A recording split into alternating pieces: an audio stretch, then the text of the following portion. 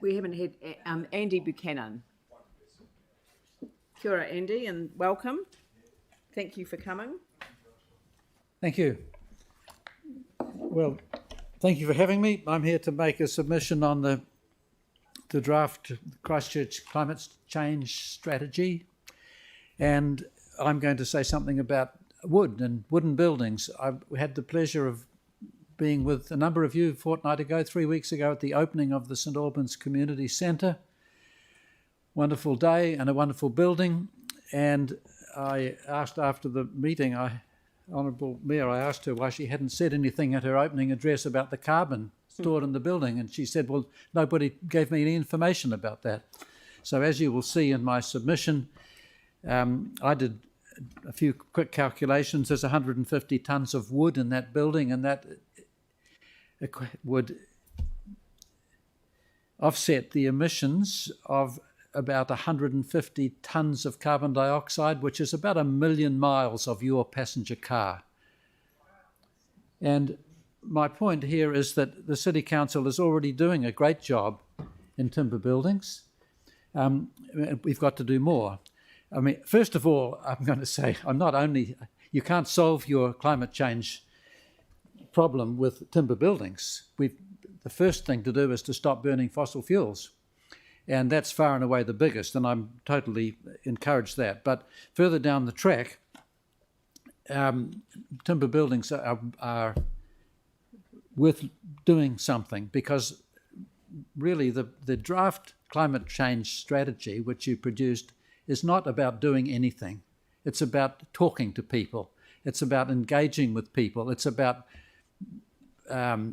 discussions about what might be possible, what's going to be done, and what has been done. It's very, very light. So what I'm here to say is that we have an opportunity in this town.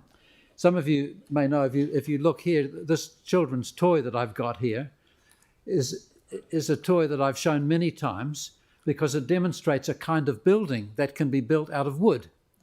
And this is a building technology that we developed at the University of Canterbury. It's got international patents. There are a few buildings around Christchurch that use this technology. There's the Young Hunter building down in Victoria Street next to Vic's Cafe.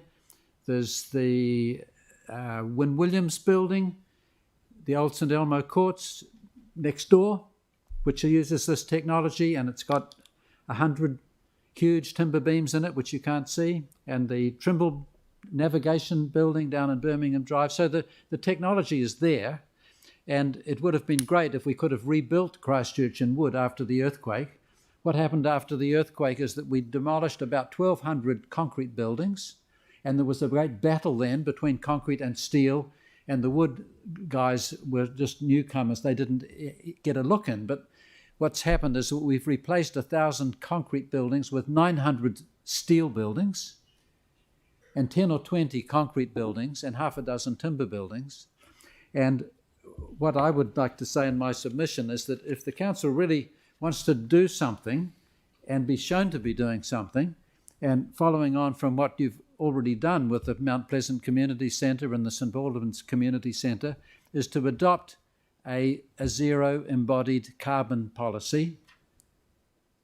And this is mentioned 3 times in your strategy.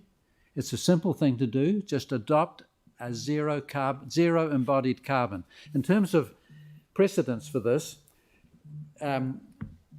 New Zealand government in the days of Jim Anderton, you know how long ago that was, we did have a wood first policy in New Zealand, which was then copied by the Japanese, and in British Columbia they have a wood first policy in British Columbia.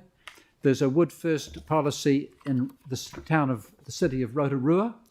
There's a wood encouragement policy in the state of Tasmania.